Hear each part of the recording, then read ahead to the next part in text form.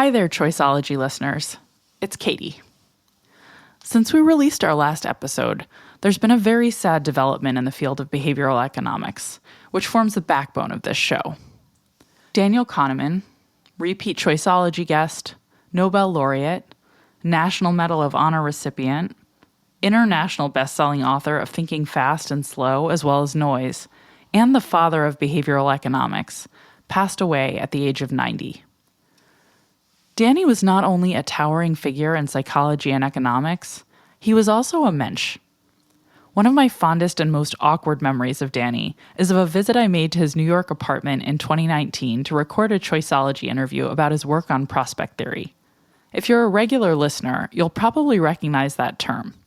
Prospect theory is an integrative model Danny built in the 1970s with the late, great Amos Tversky to accurately describe how people make choices when facing risk. I remember sitting down in Danny's living room across from him and waiting while a sound engineer adjusted a fancy portable microphone to sit right in front of his mouth, which Danny found enormously uncomfortable. Despite wanting to do nothing more than move that mic, Danny was incredibly gracious, and he gave a terrifically thoughtful interview. He even made time to take me out for lunch afterwards at his favorite Japanese restaurant. He was argumentative, brilliant, generous, and an exceptional communicator. Danny understood the power of an anecdote, as well as the limits of the human mind.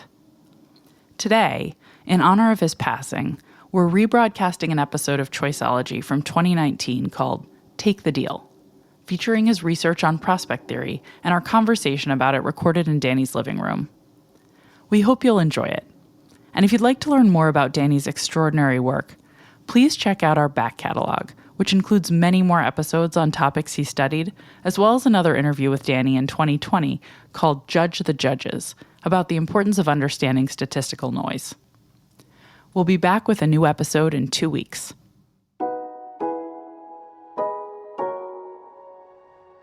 Let me just say something. This is going to be your final offer. Listen to me. There's only 2 cases left in play. One case is worth $750,000, and one case is only worth $5. Mr. an offer. Hello.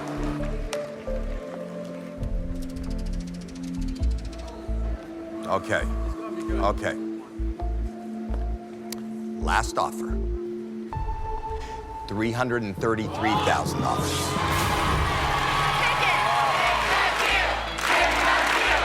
For the last time in this game, Luis Green. Deal or no deal? That's a nail-biting decision faced by one contestant on the game show Deal or No Deal. What should he do? What did he do? Today, we're looking at how your approach to risk changes based on whether you're focused on what you stand to gain or what you stand to lose. You'll hear from contestant Luis Green on the thinking behind his agonizing choice. And to help dissect these types of decisions, I'll be speaking with Nobel laureate Daniel Kahneman. Danny and his friend and colleague, the late Amos Tversky, were the first to explore how gains and losses distort our judgment. They founded the field of behavioral economics, which means we couldn't have a podcast about behavioral science if it weren't for Danny. So we're thrilled to have him on today's episode.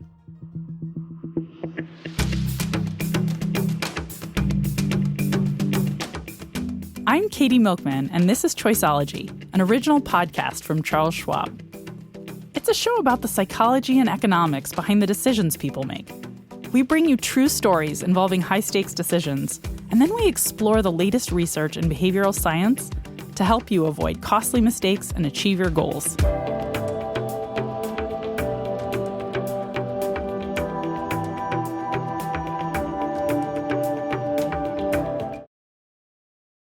So I'm in the backstage, I'm just kind of waiting, and then the adrenaline's pumping. You see all these people, they're cheering, they're yelling. This is Luis. Hey, how's it going? My name is Luis Green. I live in Jacksonville, Florida, and I was a contestant on the game show Deal or No Deal. Welcome to Deal or No Deal. If you haven't seen it or played the board game, Deal or No Deal is a show where contestants select sealed briefcases,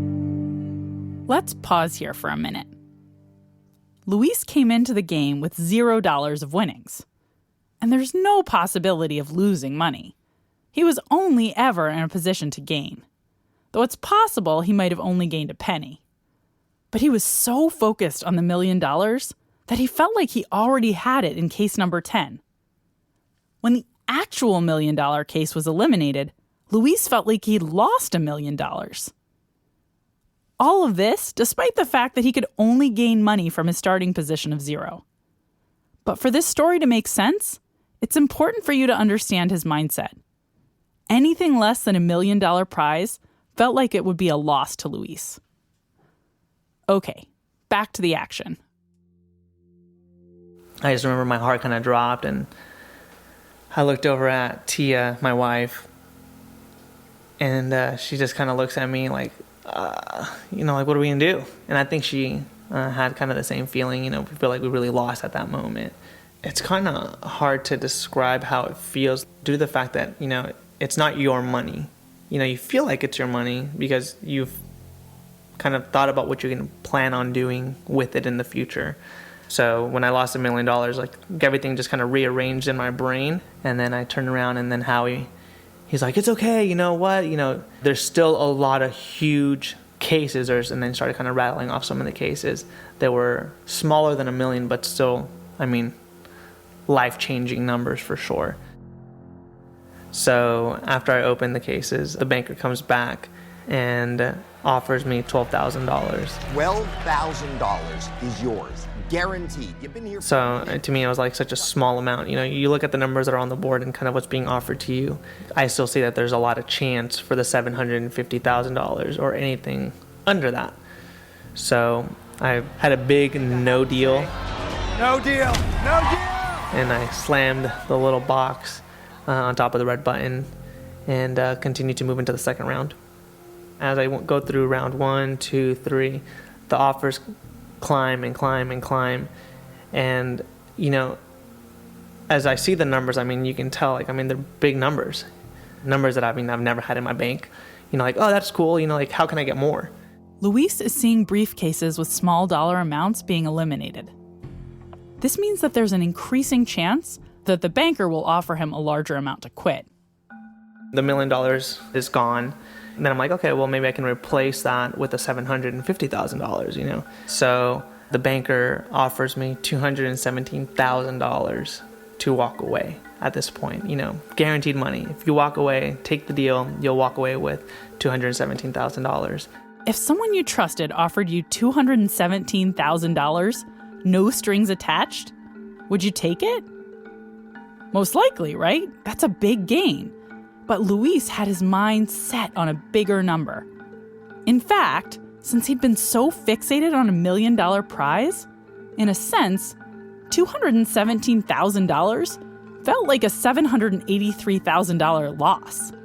It was that much less than the $1 million he'd decided he was going to walk away with. I took a risk, and I slammed the case down, said no deal. And I ended up opening up the next case, which had a small amount in it, which worked in my favor. This was a good thing, because that meant that there were still high-value cases to come.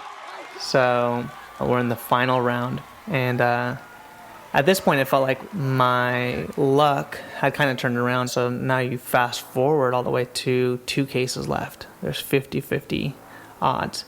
And there's never better odds in the game than 50-50, right? Up to this point, the odds are always against you, no matter what. So there's 2 cases left. There's a case that contains $5, and then a case that contains $750,000. So the banker came back with an offer of $333,000. Last offer. $333,000. When the $333,000, everyone's like, wow, take the deal. My mom, I turned around her. Well, she's been saying take the deal since early on in the game. Take the deal, honey, take the deal.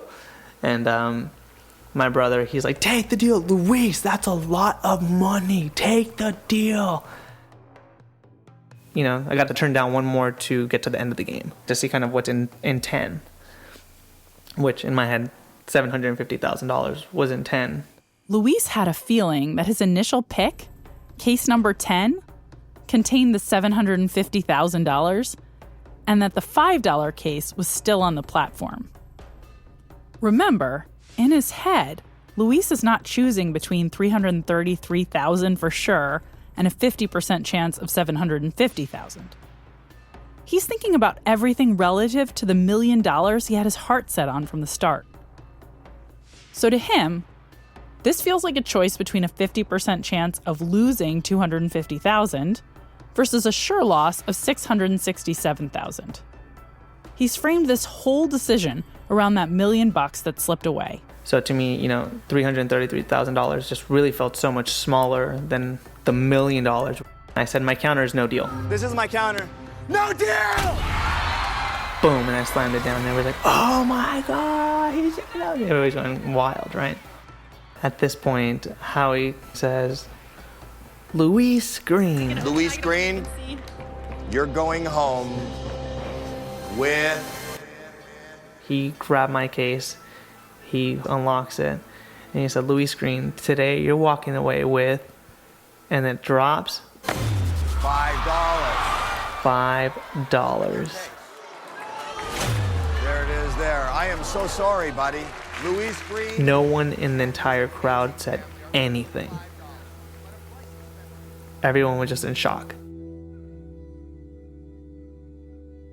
And I just remember, I'm in shock. I'm like, I don't know how to process what's going on.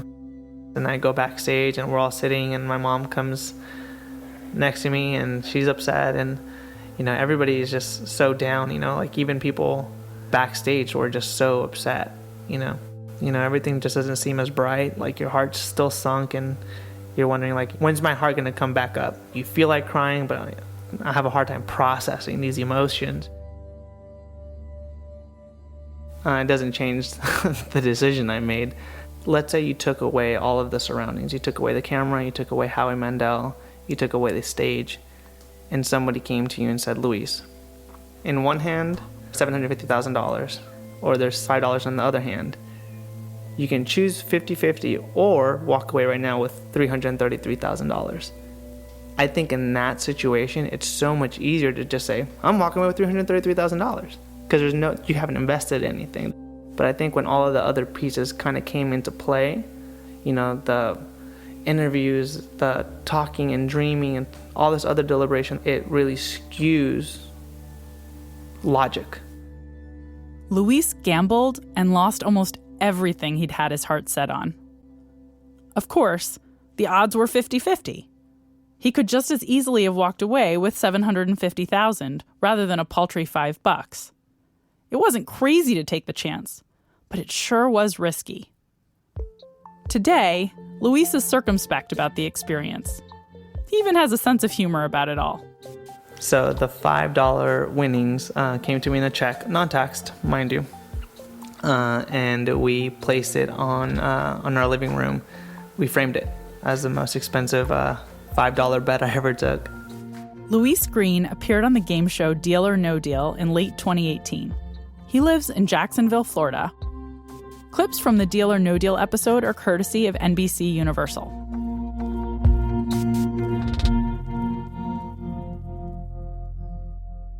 It was a crazy moment, right? Luis was offered $333,000 to just walk away. But instead, he chose the 50-50 option.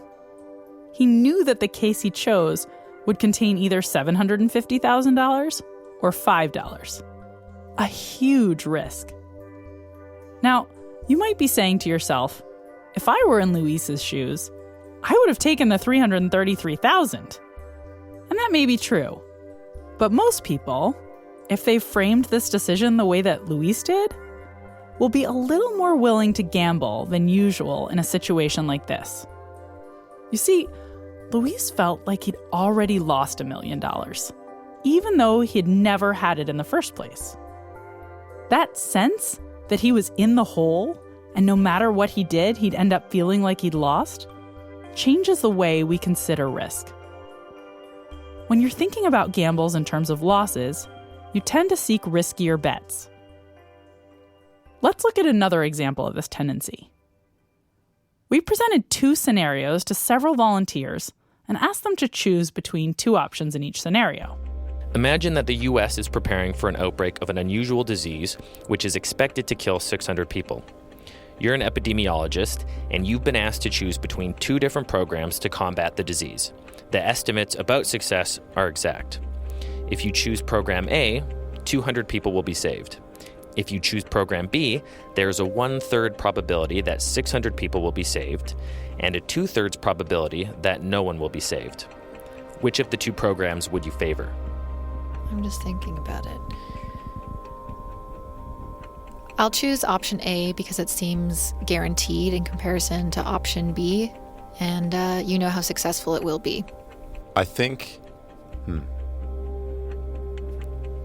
I'd have to go with Program A because there's just a 100% probability that you can save 200 people. So it's a much better chance of actually saving some people rather than no one at all. Imagine that the U.S. is preparing for an outbreak of an unusual disease which is expected to kill 600 people. You're an epidemiologist, and you've been asked to choose between 2 different programs to combat the disease. The estimates about success are exact. If you choose Program A, 400 people will die. If you choose Program B, there is a 1/3 probability that nobody will die, and a 2/3 probability that 600 people will die. Which of the 2 programs do you favor? That's a really hard choice. I think I would have to go with option B because the chance of saving everyone is worth taking. I'm an option B guy. A is a guarantee of death. Option B is a maybe guarantee of more death, but not necessarily. So it's the optimistic choice. Did you see what happened there? If you take those 2 scenarios and really look at them, they're mathematically identical. 200 lives saved is the same as 400 lives lost when there are 600 lives at stake. And yet in the first scenario, people tended to choose the first option, 200 lives saved. And in the second scenario, they tended more often to choose the riskier second option of a 1/3 chance that no one would die and a 2/3 chance that everyone would die. They're the same scenarios, just framed differently. This is actually an incredibly famous problem, which Amos Tversky and Danny Kahneman presented to volunteers in the 1970s to establish how dramatically our taste for risk changes when we think about the very same decision with a focus on losses instead of gains. Kahneman and Tversky used this and other experiments to demonstrate that people systematically choose riskier bets when making decisions that involve losses rather than gains. This tendency is incorporated into a seminal model they developed called prospect theory. Prospect theory differs from standard economic theory in a number of ways, but the distinction we're focusing on in today's show is that people are risk-seeking in the domain of losses, but risk-averse in the domain of gains. That means, strangely, that there are situations in which someone will reject a gamble in favor of a sure thing when focusing on what they stand to gain. But when they focus on what they stand to lose, that same person will change their mind and pick the gamble. It's a peculiar pattern, and it's been called the reflection effect. I had the honor recently to speak with Danny Kahneman about his research on prospect theory, and more specifically, the reflection effect. I sat down with him at his apartment in New York City. Can you explain what risk-seeking in the domain of losses means and why this is a bias?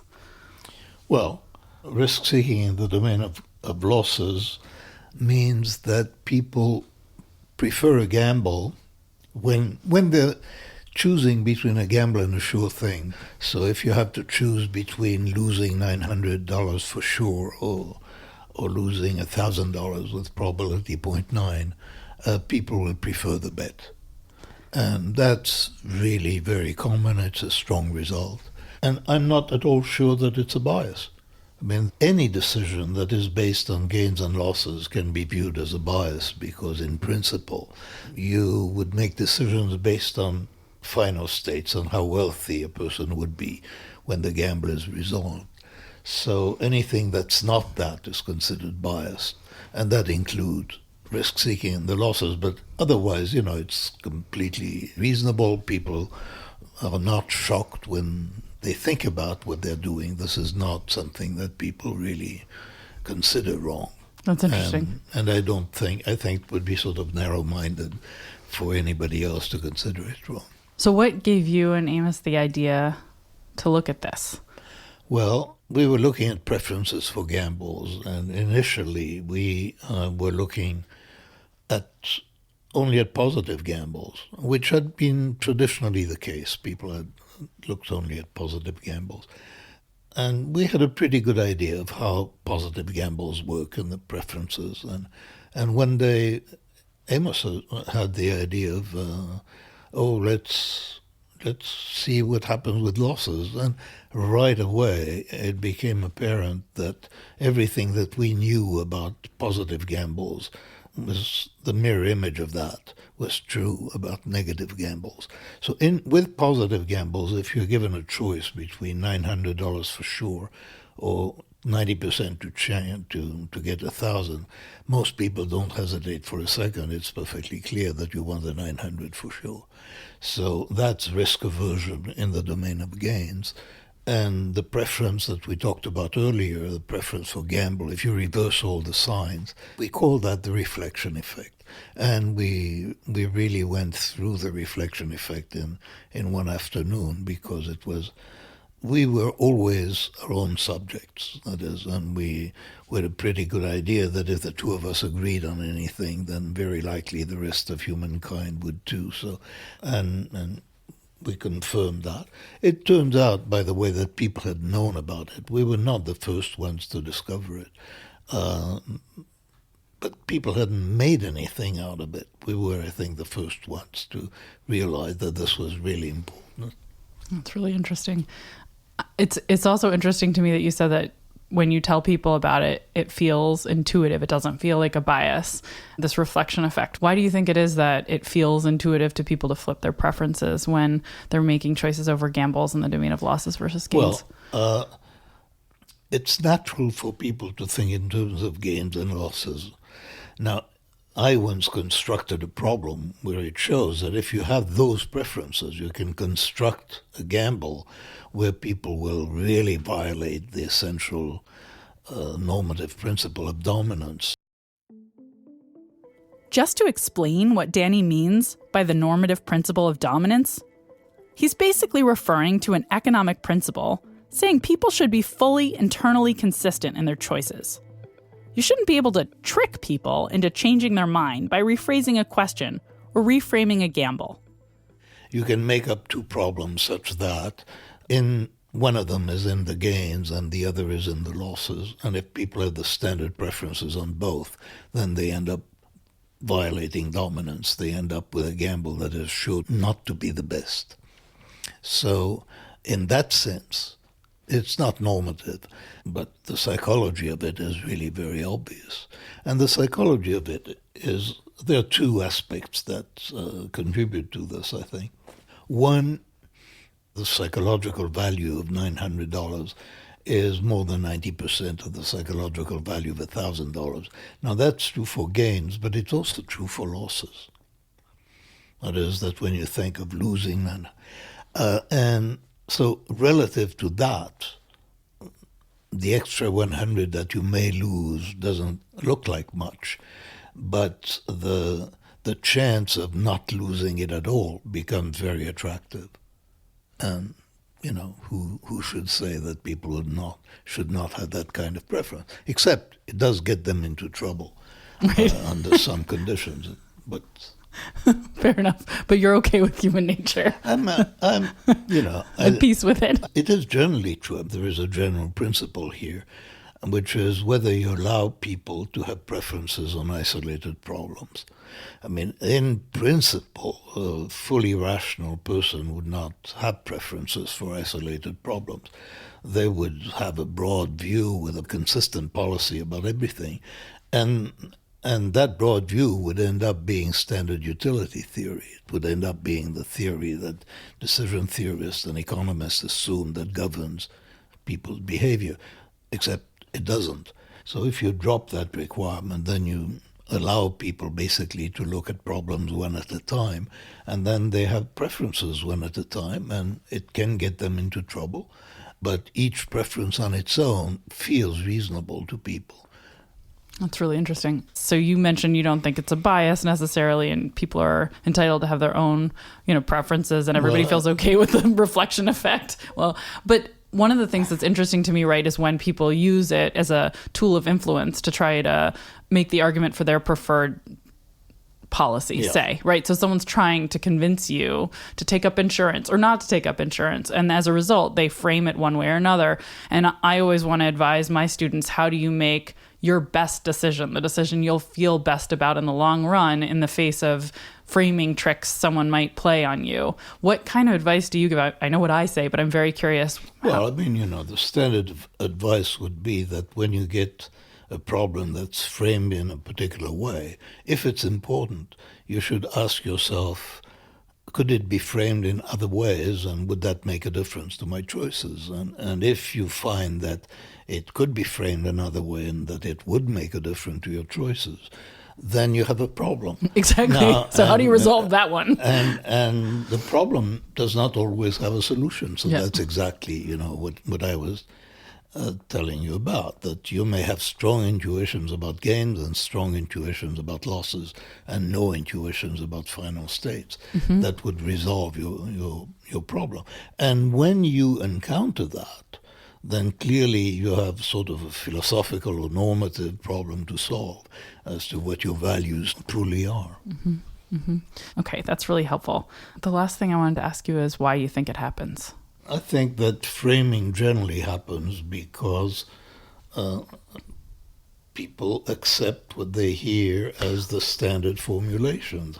Normally, we don't go about life generating reframing alternatives. He said it this way, but he could have said it that way. That's not what we do. We understand what was said, and we respond to the surface message, not to the deep message that would be frame free.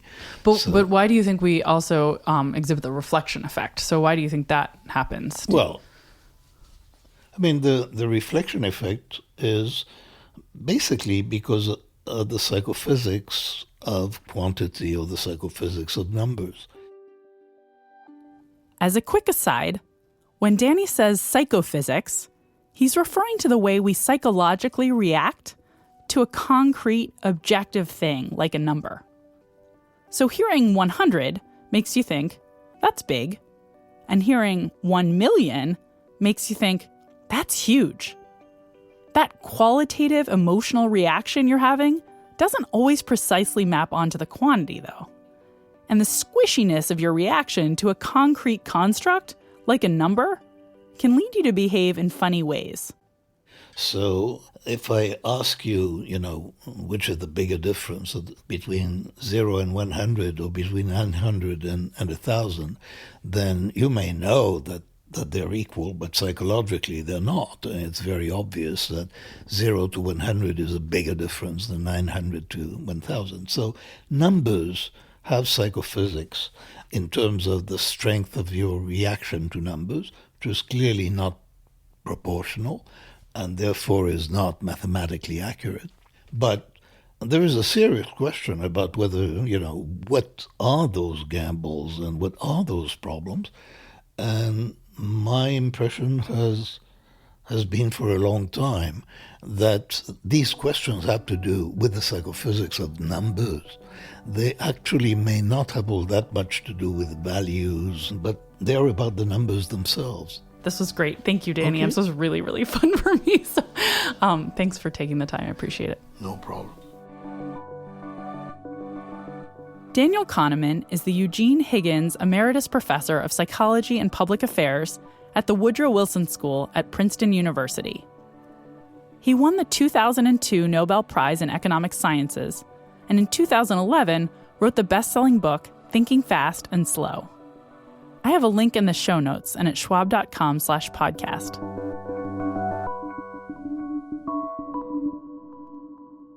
The reflection effect, or the human tendency to be risk-seeking in the domain of losses, but risk-averse in the domain of gains, has been studied in many different contexts since the pattern was first identified in the late 1970s.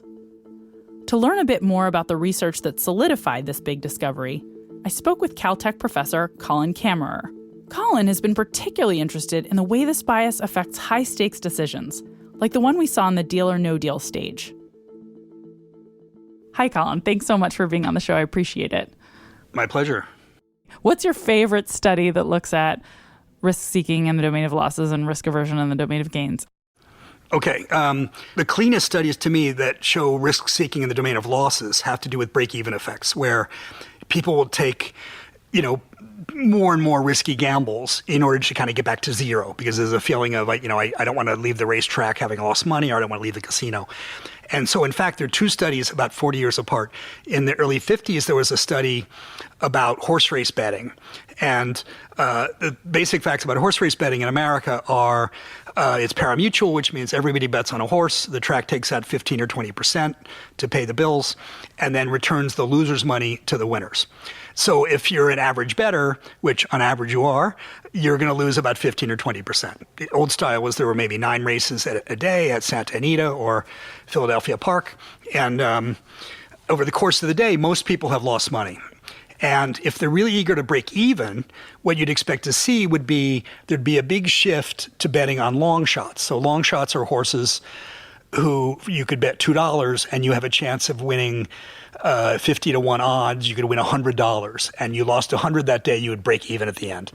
So you can actually see a shift in betting toward the end of the day, because people want to leave the racetrack that day and be able to go home and say, I didn't lose a penny, I got back to zero.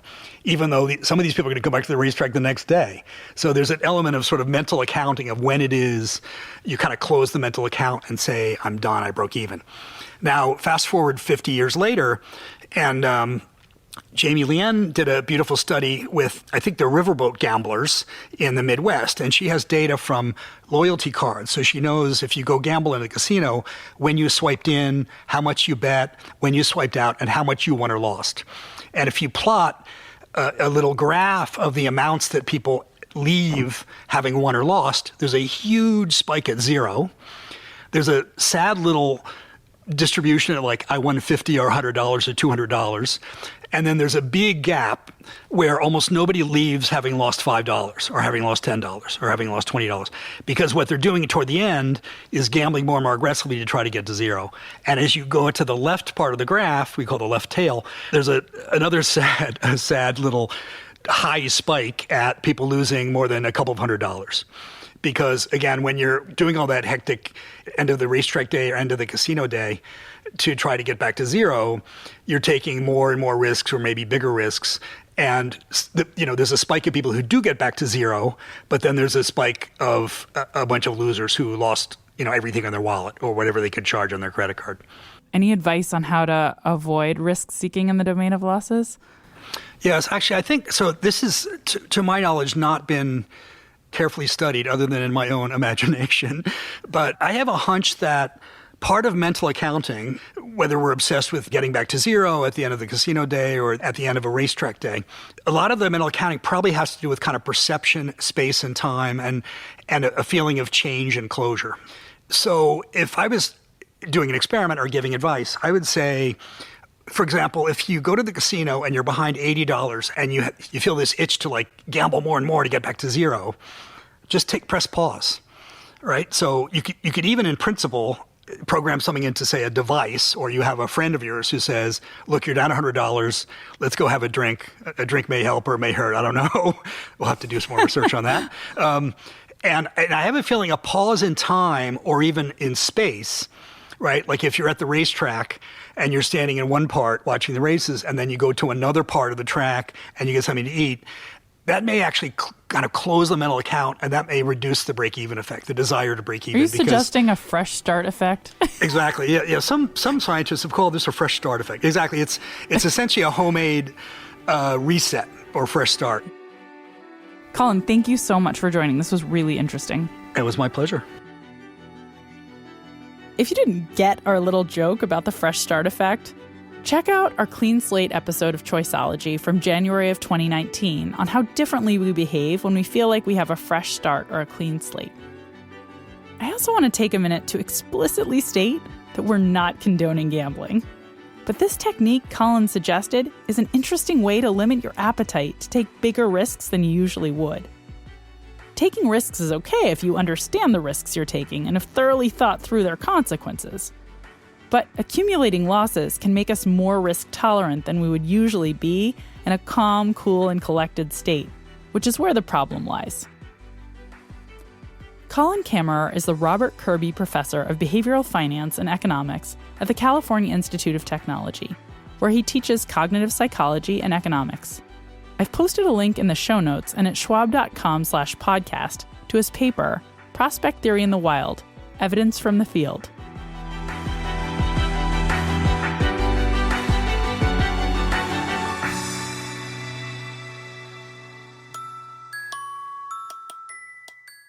We touched on several important aspects of prospect theory on this and past episodes of Choiceology. We've covered research showing that losses loom larger than gains. And in this episode, we focused on the reflection effect, or people's tendency to be risk-seeking in the domain of losses, but risk-averse in the domain of gains. Both of these tendencies can lead us to flip-flop when making similar choices under trivially different circumstances. So how should you set yourself up to make the choices that really suit your risk tolerance? As Danny Kahneman mentioned, the way any choice is framed can have a meaningful impact on what you decide, for better or for worse. Sometimes you feel like you're facing a loss, like Luis Green did, but haven't actually lost anything. Luis didn't really lose $1 million, even if he felt like he did. Unfortunately, that perceived loss influenced his choice to gamble.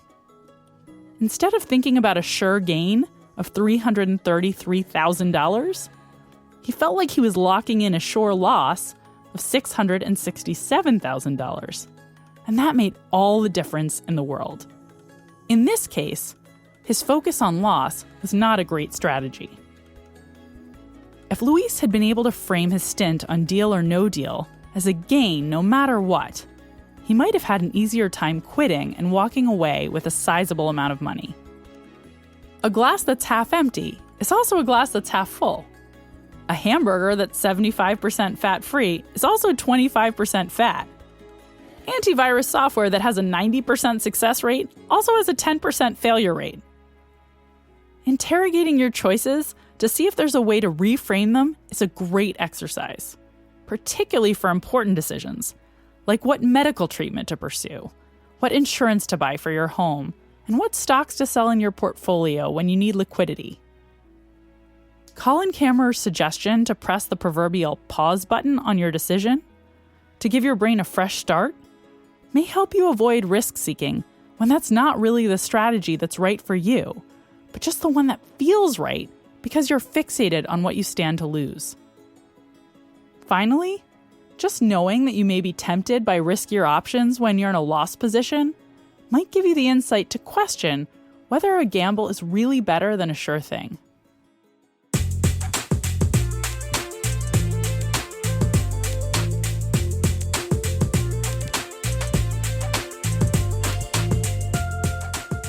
You've been listening to Choiceology, an original podcast from Charles Schwab. If you've enjoyed the show, we'd be grateful if you'd leave us a review on Apple Podcasts so other fans can find the show too. And you can subscribe for free in your favorite podcasting apps. That way you won't miss an episode. I'm Katy Milkman. Talk to you next time.